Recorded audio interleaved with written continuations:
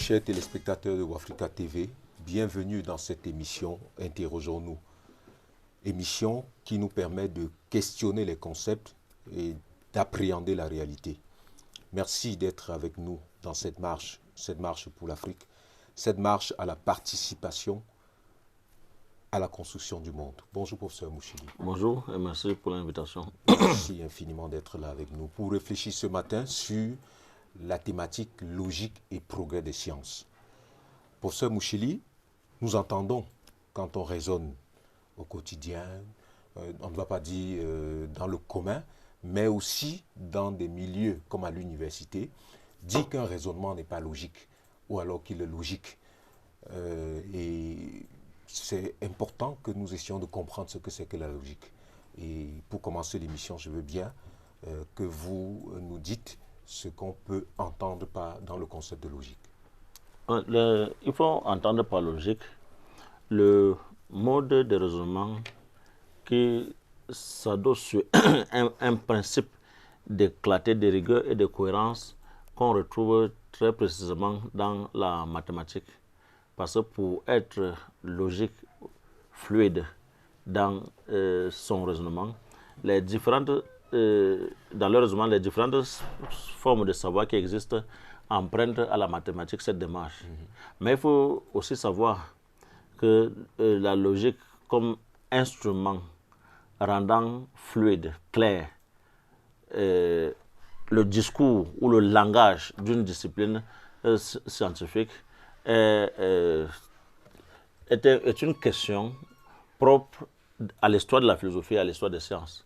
Parce que lorsqu'on va d'Aristote à nous, la perception même de la logique a évolué. Parce que nous sommes dans une forme de syllogisme avec Aristote, qui est un mode de raisonnement déductif. On part souvent des propositions les plus générales pour arriver à une conclusion qui peut être particulière. Oui. Bon, mais l'histoire nous aura montré, déjà avec les différentes formes de ruptures épistémologiques qui ont eu lieu au cours des découvertes propres à la science, si on peut s'arrêter déjà à David Hume, qui lui ne pensait pas que le déductivisme ou le syllogisme pouvait traduire la réalité du fonctionnement des choses qui existent dans l'univers. Les propositions, en allant d'une proposition générale à une proposition particulière, en passant par une proposition intermédiaire, on n'aura pas toujours l'impression qu'on a la maîtrise de la totalité, étant donné que la recherche dans l'expérience, dans la factualité, se fait étape par étape. Il n'est pas possible que l'on pense un point de départ qui serait général. Il faut plutôt chercher à aller au cas par cas et si possible penser la conclusion. Mais la conclusion ne peut pas être absolument nécessaire parce que la conclusion ne viendra que des habitudes. Ça, nous sommes là dans l'empirisme d'individuum, l'empirisme sceptique. C'est-à-dire, c'est sceptique pourquoi?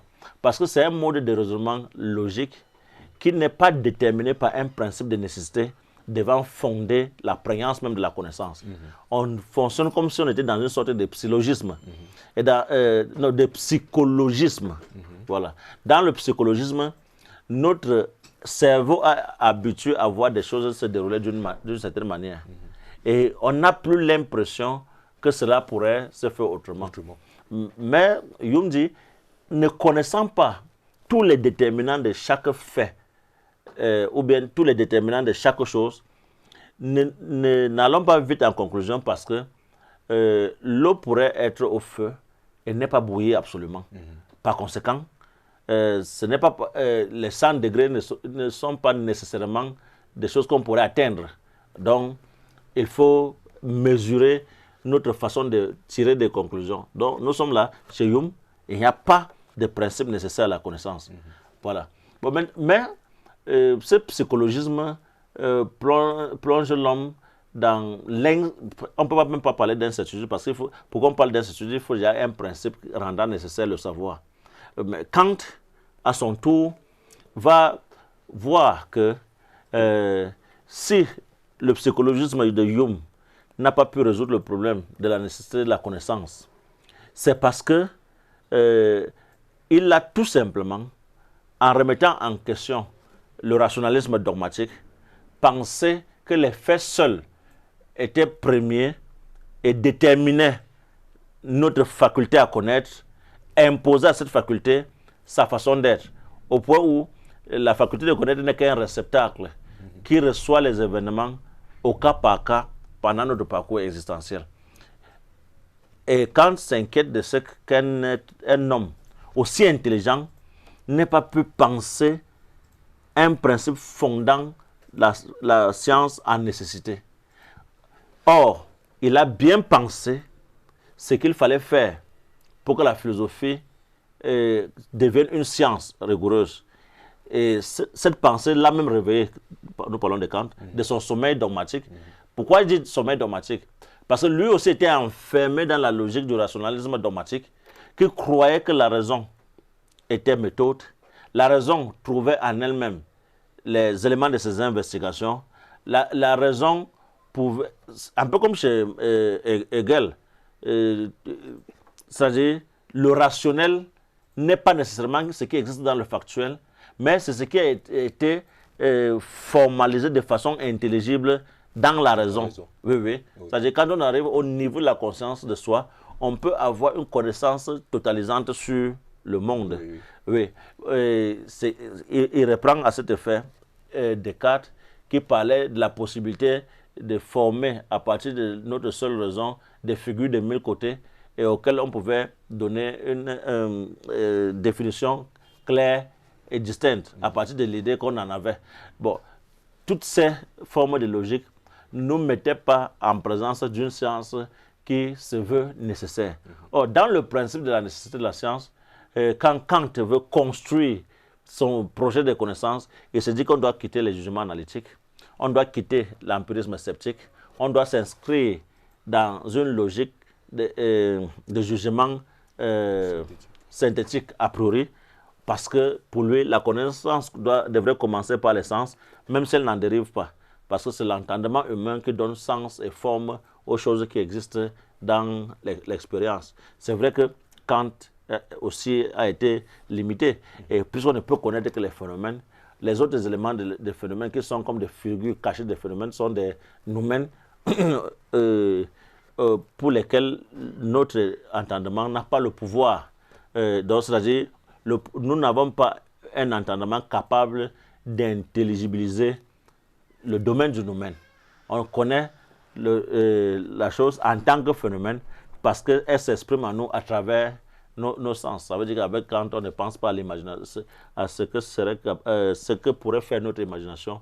Bon. Mais on va entrer dans le XXe siècle, déjà avec le positivisme logique du siècle de Vienne, qui, même si le positivisme du siècle de Vienne nous a maintenus dans le principe déterministe de la science classique, aura au moins, quand on voit Bertrand Russell, tout ce qui peut être décrit peut être connu. Donc tout ce qui est connu doit être décrit. Bon, mais on reste encore dans un empirisme, même s'il n'est plus sceptique, ça ne nous permet pas d'être des sujets qui imaginent. Parce qu'on est enfermé dans l'expérience qui nous donne droit à la connaissance. Or, on peut aller au-delà de l'expérience sensible et formuler autrement le mécanisme de connaissance. À partir du moment où on peut démontrer que le virtuel, une idée virtuelle, peut se réaliser factuellement, alors les sens seuls ne suffisent plus pour être le point de départ de la connaissance. Donc, il y a deux choses que la nouvelle pratique logique de la connaissance va abandonner de Kant, c'est-à-dire le concept de noumen, j'ai parlé d'autre chose tout à l'heure.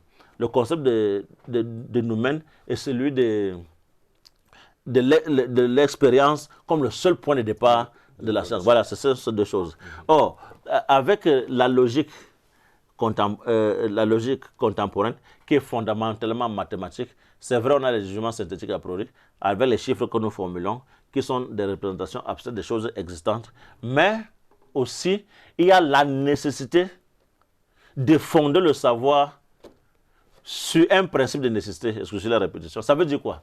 Ça veut dire que s'il n'existait pas le principe de nécessité, dans la démonstration du discours, des arguments scientifiques, alors même la logique qui est l'instrument, c'est-à-dire la voie à l'intérieur de laquelle s'enchaînent les idées scientifiques, cette logique pourrait ne pas toujours tenir. Or, notre logique contemporaine engage à la fois la théorie et le principe expérimental. Et maintenant, la rigueur dans la démonstration théorique et expérimentale, cette rigueur qui s'inscrit dans la volonté de trouver une cohérence et un lien nécessaire dans l'enchaînement des propositions à l'intérieur d'un argument, tout cela va donner lieu à la possibilité de fonder une science nécessaire. Et quand c'est nécessaire, ça devient universel et par conséquent fondé en objectivité. Ça veut donc dire qu'on ne peut pas avoir un savoir qui se développe comme si on n'avait pas besoin de méthode. Donc on va prendre la logique ici comme la méthode de démonstration d'un savoir scientifique. Parce qu'il s'agit de structurer le langage que tient notre discours démonstratif ou argumentatif de façon à ce que celui qui est extérieur au raisonnement, mais qui lit le raisonnement, sera convaincu de ce qui est dit à l'intérieur du raisonnement. Parce que cela obéit à la logique. Et la logique implique la cohérence, l'enchaînement nécessaire des idées ou des propositions dans la démonstration et même dans l'expérimentation. Voyez-vous? Donc, en ce moment, cela crée un principe d'intersubjectivité non pas volontaire ou bien souhaité, mais absolument nécessaire parce que c'est imposant à nous comme le seul principe nous menant à la connaissance. Et vous faites bien au départ d'évoquer les mathématiques qu'on considère comme la science de l'ordre et de la mesure. Et du coup, est-ce qu'on peut penser que les mathématiques sont une déconceptualisation des principes qui pourraient être discutables vers des symboles qui maintiendraient la logique, j'ai envie de dire la logique de la logique? Oui, c'est vrai. Puisque la symbolisation mathématique est l'usage des variables et des connecteurs logiques où on n'a pas voulu mettre les concepts. Ça signifie donc qu'en mathématiques, nous voulons comprendre l'espace, le temps et tout ce qui meuble l'espace et ce temps en faisant usage des symboles au lieu de faire usage des concepts. Oui.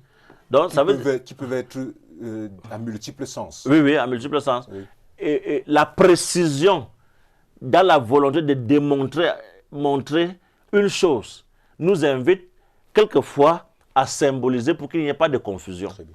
Voyez-vous? Oui. Donc, ça signifie donc que la mathématique ici devient l'âme du mode de raisonnement dans toute science. Oui, en effet. Oui. Donc, du coup, si je suis dans mon laboratoire, il est important que je symbolise les objets que j'utilise pour pouvoir les manipuler sans avoir des jugements qui peuvent fausser la démarche que je suis en train de construire. Non, il n'y aura pas de jugements qui pourront fausser la démarche, puisque chaque domaine de science a son jargon. Oui. Voyez-vous? Vous qui êtes dans une discipline précise, vous n'allez pas donner les mêmes noms aux mêmes instruments. Quand le couteau est dans la cuisine, c'est le couteau. Oui. Mais dans un bloc opératoire, comment j'ai oublié le nom? Le bistouri. Oui. Pourtant, de part et d'autre, ça joue le même rôle. Oui. Ça coupe. Oui. À la cuisine, ça coupe. Au bloc opératoire, ça coupe. Mais prof, ici, c'est bistouri. De l'autre côté, c'est couteau. Oui. Prof, dans le raisonnement logique, je peux désigner le couteau comme le bistouri par un Y ou par un X. Oui. Pour que... Oui. Pour évacuer la grande littérature dans le mode de raisonnement et pour aller vite et plus simplement. En effet, prof. Le mathématicien a l'art de simplifier son discours. prof, j'insiste sur la mathématique, sur le raisonnement logique, parce que ceux qui nous regardent ont certainement des outils qu'ils utilisent dans leur recherche ou dans leur démarche. Ce peut être dans leur laboratoire, ce peut être n'importe où. Et l'intrusion ou bien l'introduction de la mathématique, justement dans le champ de la recherche, comme méthode, devrait, je vous pose la question, permettre de faciliter la gestion des éléments qu'on a pour construire certainement des principes ou des théories scientifiques. Déjà qu'il faut comprendre la mathématique théorique, non plus comme une discipline, mais là, comme une caractéristique de l'individu scientifique. Donc, l'individualité scientifique est une personne qui est parvenue à comprendre que le raisonnement mathématique théorique est son comportement, est le fond de tout discours qu'il énoncera pour toute démonstration lorsqu'il est en laboratoire ou lorsque sa recherche s'articule au développement. En effet, en effet. Quels sont les différents sens, prof, qu'on peut donner à l'idée de progrès? Bon, de toutes les façons, le sens premier du progrès, c'est de déterminer un principe d'évolution à l'intérieur d'une structure. Cette structure peut être scientifique ou toute autre chose.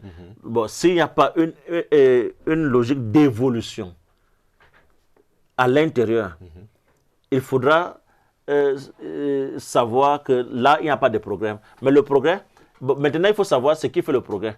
La dynamique qui s'impose à l'intérieur d'une discipline et implique la nécessité d'évolution dans le temps et dans l'espace. Oui. Quelle est la dynamique? Quelle dynamique fonde le principe du progrès? Nous sommes en train de voir logique et progrès scientifique. Oui. Donc, la logique devient le mode de langage.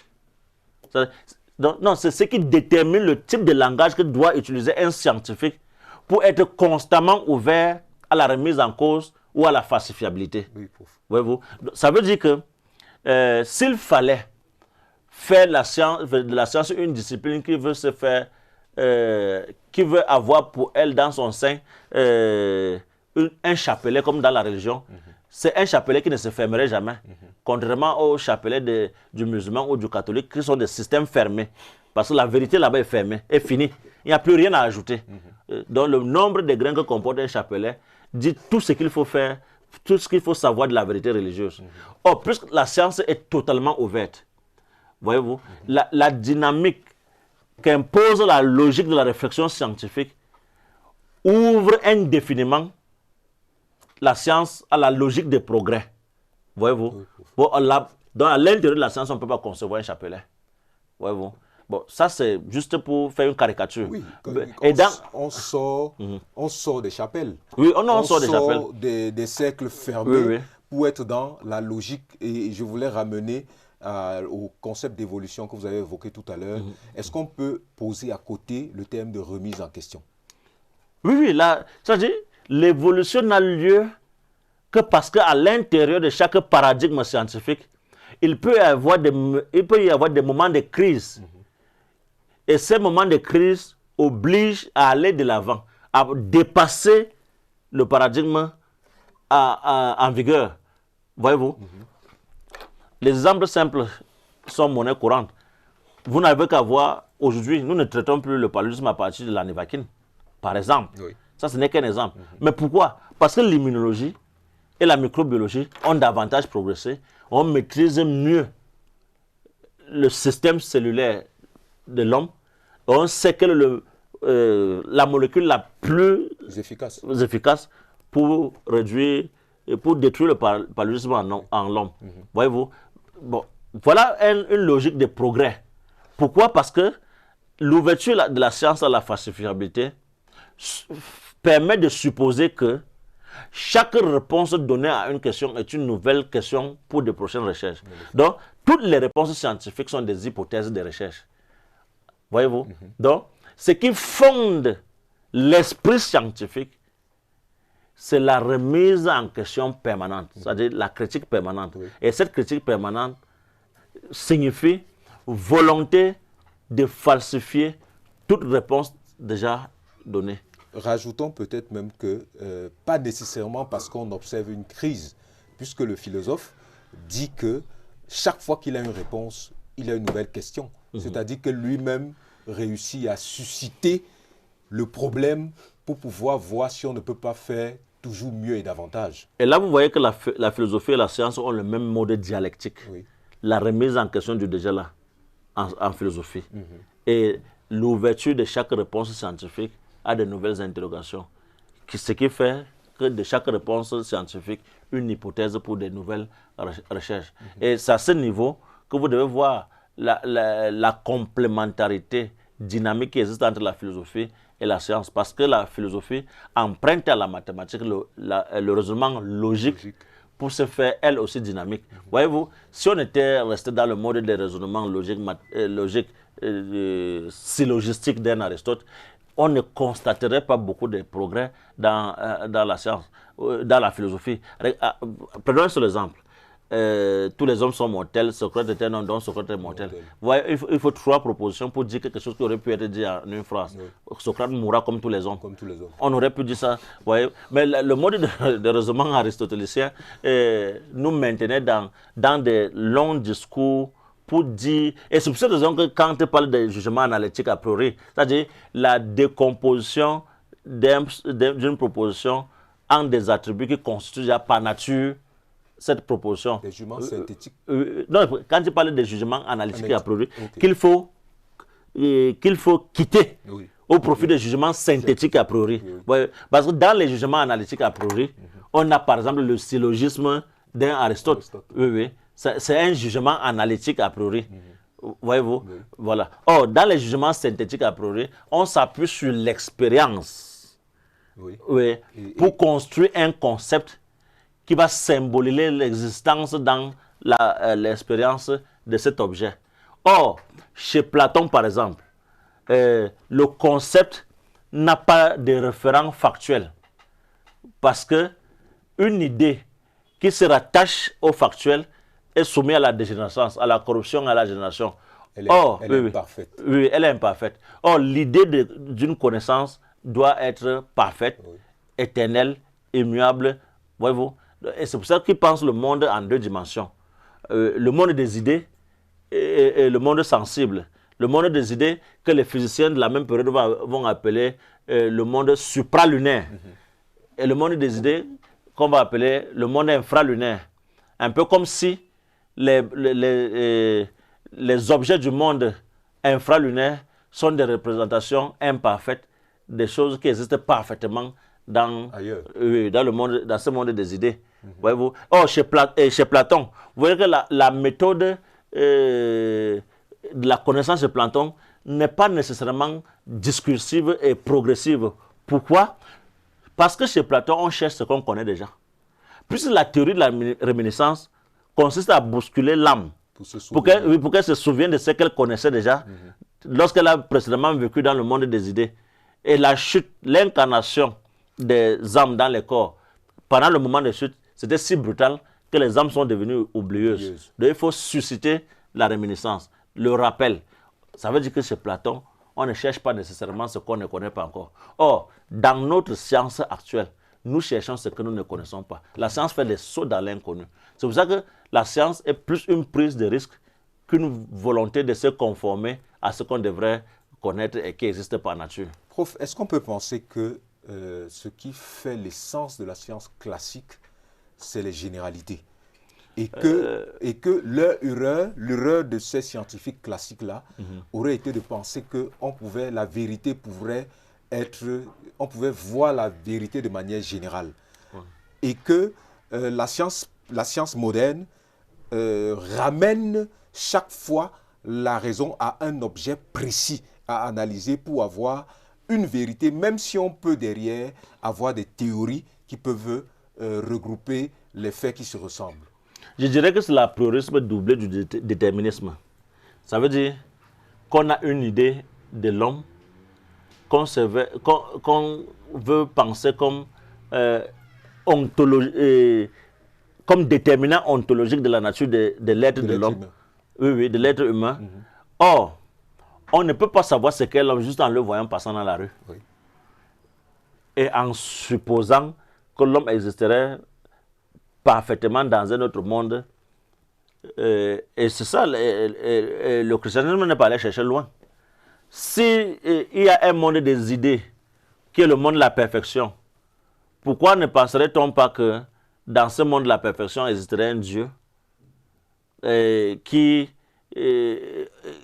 nous aurait déterminés à être à son image et par conséquent, si on le suit aisément, on deviendrait parfait. Vous n'avez qu'à voir la logique de Descartes dans les méditations métaphysiques. Lui pense que si on réussit à éviter la précipitation et d'autres facteurs, on pourrait connaître parfaitement, absolument. Or, comment peut-on éviter l'erreur alors que nous sommes consubstantiellement conçus? Bon, si on dit conçu, ça serait un peu comme si on nous aurait fabriqué. Nous sommes consubstantiellement déterminés par la possibilité d'erreur. Il n'y a pas moyen d'évacuer en l'homme toute possibilité de tomber dans l'erreur. Oui, oui. Donc il n'y a pas de philosophie qui serait une parfaite illustration de ce qu'on veut savoir d'une chose. Encore moins en science. Il n'y en a pas. Vous voyez? C'est pour ça que la science évolue. L'évolution signifie la quête d'un achèvement, mais qu'on ne va jamais atteindre. Et comment allons-nous atteindre le point d'achèvement dans la connaissance alors même que nous sommes capables d'erreur, nos instruments ne seront jamais parfaits, les objets même que nous poursuivons sont extraordinairement sensibles à leur échelle de l'infiniment petit. Comment? Il n'est même pas possible. On ne peut penser la connaissance qu'en termes de possibilités et non en termes de vérité. On va parler donc de la précision et de la crédibilité. Parce que la science contemporaine est plus prédictible que connaissance absolue, que apprivoisement total du réel. Donc, comme pourrait le penser Hegel, qui croit qu'à un moment donné de la conscience de soi, on peut parvenir à la totalité de la perception du monde. Ce n'est pas possible. Ce n'est pas possible. Même si la raison réussit à donner une définition au monde qui tenterait de totaliser le monde, ce n'est qu'une allusion à une possibilité. Mais cette allusion à cette possibilité, finalement, n'est qu'une illusion. Voyez-vous? Donc, il faut déjà penser que le mode de raisonnement scientifique, qui est la logique, implique la nécessité d'ouverture à la critique, à la dynamique de remise en question permanente. Voyez-vous? Et à la volonté de savoir que nécessairement aucun résultat scientifique ne peut tenir tout le temps. Parce que tout résultat est une hypothèse pour d'autres recherches. Prof, notons que cette totalisation, cette trop grande généralisation du réel-là nous condamne dans des a priorismes. Et finalement, nous avons une très faible potentialité à découvrir ce qu'on peut appeler le possible, ou bien le possible, ou bien la vérité, même si je mets vérité entre guillemets. Disons que... Parce que j'insiste dessus pour que ceux qui nous regardent voient comment est-ce qu'on interprète le monde en général. On interprète le monde parfois en disons ça populairement ou bien vulgairement, ceux-là sont comme ça. Oui, on a ces clichés-là qui font que chaque fois que nous avons affaire à une réalité, nous avons parfois tendance à laisser l'idée générale qui nous a été donnée de la réalité dominer. Du coup, même si nous voulons prendre l'objet en analyse, nous partons avec cet a priorisme-là. Oui. Disons qu'il y a ce qui domine l'actualité de l'opinion publique. Ça peut être des affirmations gratuites. Mais ça, il faut toujours savoir qu'à une affirmation gratuite, on peut opposer une négation gratuite. Oui. Donc, on ne peut pas avoir la connaissance à ce niveau-là. Bon, maintenant, Bachelard a écrit un livre formidable dans son intitulé « La formation de l'esprit scientifique ». Voyez-vous, il n'a pas dit le donner de l'esprit scientifique, la donation de l'esprit. Non, c'est la formation. Oui. Voyez-vous, ça veut dire qu'il faut un travail de remise en question de soi-même par rapport au rapport qu'on a avec nos préjugés, nos cultures, nos traditions. Il faut une préparation particulière. C'est pour cette raison qu'il dit, il parle du rajeunissement spirituel. C'est-à-dire, accéder à la science, c'est rajeunir spirituellement. Voyez-vous, nous préférons rajeunir en intégrant des églises de réveil on va être, comme on dit vulgairement, born again. Ou Non, tout il faut simplement, être born again à l'intérieur de la science qui structure notre intellect à la possibilité, ça, au pouvoir de la connaissance. Voyez-vous? Bon, maintenant, pour cela, il faut accéder à la prise en charge ou à l'apprivoisement de la logique de la méthode qui détermine le raisonnement scientifique. Oui. Le raisonnement scientifique est une construction qui part de l'abandon du donné immédiat vers la construction d'une réalité plus susceptible de résister aux critiques, aux remises en question, à la falsifiabilité. C'est pour cette raison que dans la logique des sciences, nous avons l'impression d'une méthode, parce qu'on imprime une méthode de raisonnement qui fait de la logique un instrument, c'est-à-dire le véhicule à travers lequel la science fait passer son discours. Parce que le scientifique ne parle pas n'importe comment. Voyez-vous? Et la science ne dit que ce qu'elle peut prouver. Bon, s'il n'y a pas un déterminant logique permettant d'interroger une pratique scientifique, on n'est pas en science, on est dans l'ésotérisme. Or, la science évacue tout aspect ésotérique pour se fonder en logique démonstrative, en une logique démonstrative qui est constamment soutenue par l'apport de l'expérimentation. Voyez-vous? C'est pour cette raison que la science devient technoscience. Parce que aucune théorie ne va se prévaloir être théorie forte si elle ne s'appuie pas sur une logique expérimentale pour fonder sa nécessité. Voyez-vous? Bon. Donc ça veut dire que la logique de la réflexion scientifique intègre un fort pourcentage d'expérimentation. Oui, oui. Et quand vous parlez de méthode de raisonnement, parlons de l'induction. Oui. Non, l'induction, bon, c'est à ce niveau que David Hume est assez intéressant. Parce que on veut arriver à la conclusion en partant du cas par cas. C'est-à-dire, on ne va pas, dans l'induction, on ne va pas dire que tous les corbeaux sont noirs. Non. Il faut avoir recensé tous les corbeaux de la Terre. Oui. Et supposer qu'il n'y en a plus un autre en dehors de ceux qu'on a recensés. Pour faire la conclusion, le Congo de France est noir, le Congo du Cameroun est noir, le Congo de Fumban est noir, le Congo de Yaoundé est noir. Tous les corbeaux sont noirs. Mais si on n'a pas en main tous les corbeaux, mais s'il y a la possibilité d'existence d'un autre corbeau qu'on pourrait rencontrer qui soit blanc, un seul, ça remet en question tout le mode de raisonnement qui voulait qu'on conclue que tous les corbeaux étaient noirs. Oui. Voyez-vous? Bon, maintenant, Aristote, peut-être dans son temps, dit tous les hommes sont mortels. C'est vrai qu'on n'a pas besoin d'avoir rencontré tous les hommes pour affirmer qu'ils sont tous mortels. Parce que les déterminants organiques de l'homme sont tels qu'il ne peut que mourir. Oui. Bon, ça ne sert plus à rien d'aller chercher l'exception d'Aristote pour conclure aussi qu'Aristote est mortel. Parce qu'on sait que si le déterminant de l'humanité est biologique et que le biologique doit connaître la dégénérescence, alors Socrate mourra comme tous les hommes. Donc ça ne sert à rien de monter un syllogisme qui nous maintient dans une sorte de redondance, parce qu'on dit la même chose, mais en plusieurs proportions. De différentes manières. Oui. Prof, est-ce que la faiblesse de la science n'est pas cette recherche des généralités? Non. La science, moi j'aime prendre l'exemple de la médecine parce que c'est une science à laquelle on fait face tous les jours. On est constamment malade. Oui. Ouais. Ce n'est pas parce que vous manifestez tous les mêmes symptômes qu'on va vous soumettre au même traitement. Oui. Vous pouvez être victime d'un paludisme parce que votre femme vous a abandonné. Moi, je peux l'être parce que j'étais effectivement piqué par la monophèle femelle. Oui. On n'aura pas le même traitement. Oui. Pour vous, vous aurez plus besoin de conseils. Quand on va vous dire une femme est égale à une femme, ça veut dire que vous prendrez l'autre. Et le problème est résolu. Le problème sera résolu.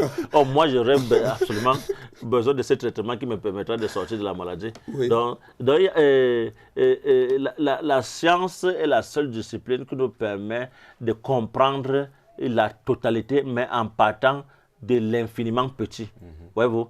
Parce que quand on comprend, quand on veut comprendre la totalité en partant de l'infiniment petit, on est sûr de comprendre pourquoi un ensemble d'infiniment petits s'amoncellent pour former un grand ensemble qu'on va appeler le macroscopique. Voyez-vous, voilà la chance que la science nous a permis d'avoir. Et aujourd'hui, depuis qu'on maîtrise, on a commencé à aller dans le champ de l'infiniment petit. Il y a que nous maîtrisons beaucoup de choses. Même la vie. La vie est presque... vous savez, il y a un livre écrit par Trinh Xuan Chuang et un autre bouddhiste. Le livre est intitulé L'infiniment petit dans la paume de main.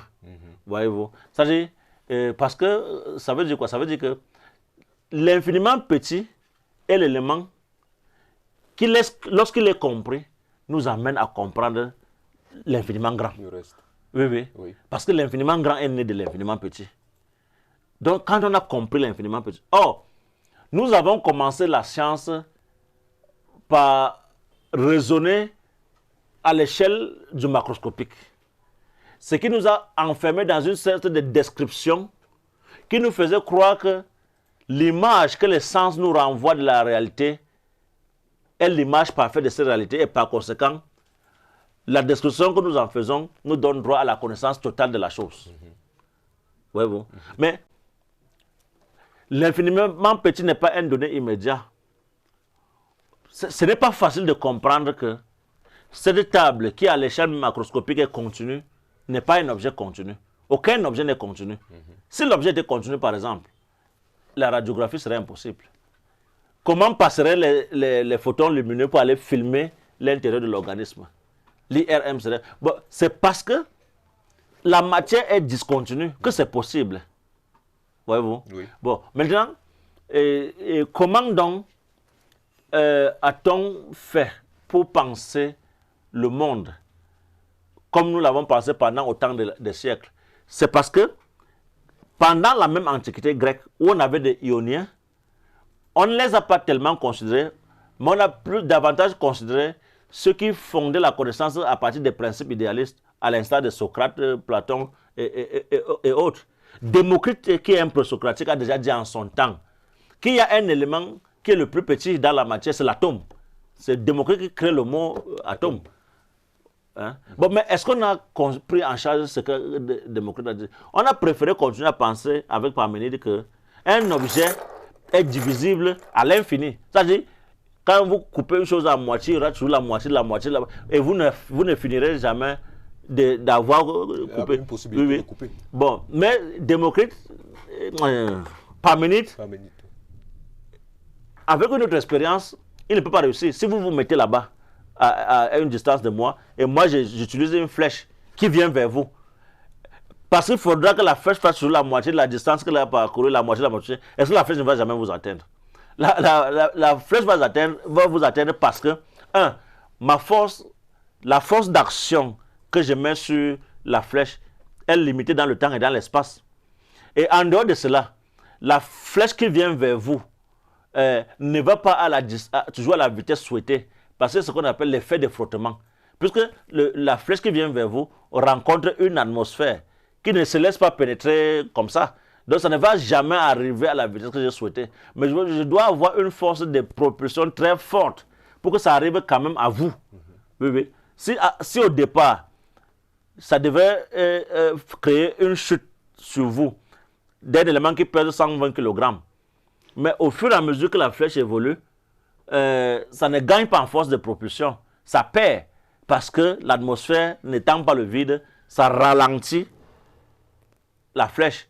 Mais il n'y a que les systèmes de mesure à l'échelle quantique qui va nous montrer la quantité, le pouvoir de ralentissement qu'a l'atmosphère sur la flèche qui a été envoyée vers vous. Voyez-vous? Mais de toutes les façons, ça doit arriver ou ça doit tomber à un moment donné. Donc, c'est ça remet en question la conception qu'a Parménide de l'objet. Voyez-vous? Bon, vous voyez donc que la science progresse, remet en question toutes ces bases ontologiques, l'ontologie étant l'étude de l'être en l'absence de l'être, pour qu'on crée une forme d'ontologie qui sera l'étude de l'être en présence de l'être. Et là, on a plutôt affaire à l'ontogénèse et non plus à l'ontologie. Oui. Donc, à partir de ce moment, comme nous sommes en train de terminer, pour le commun, pour celui qui nous regarde, est-ce qu'il peut considérer que le raisonnement logique, c'est celui qui est en adéquation entre ce qu'il pense ou bien ce qu'il pense être vrai et adapté à la réalité. Bon, Vraiment pour le commun. Bon, pour le commun, ça peut être cela. Mais pour le scientifique, la réalité n'est jamais le donné. La réalité est toujours pensée à partir de la structure de l'organisation et de la fonctionnalité de ce qu'on a comme objet de connaissance. C'est-à-dire, quand vous parlez d'une roche, c'est parce que vous avez compris quels sont les déterminants de cette roche et qu'est-ce qui différencie cette roche des autres roches. Sinon, mais quand vous dites tout simplement la pierre ou le caillou, mais il n'y a pas de distinction entre les différentes roches à ce niveau. Mais quand on veut étiqueter scientifiquement, on entre dans la spécificité. Voyez-vous? Et c'est parce qu'on veut parler d'une chose à partir de sa spécificité qu'on est contraint de comprendre d'abord qu'est-ce qui fait la valeur intrinsèque. C'est-à-dire, qu'est-ce qui doit nous permettre d'avoir une perception différente d'une roche par rapport à une autre. Donc, il faut comprendre ses caractéristiques intrinsèques. C'est dans ces caractéristiques intrinsèques, c'est à partir de ces caractéristiques intrinsèques qu'on aura la conceptualisation nécessaire pour donner un nom à ce réel. Merci infiniment, professeur Mouchili. Merci pour toutes ces précisions qui nous permettent d'avancer dans notre dynamique de progrès. Merci d'avoir échangé avec nous ce matin. Merci de m'avoir invité. Disons-nous et disons à nos téléspectateurs à très bientôt sur Africa TV.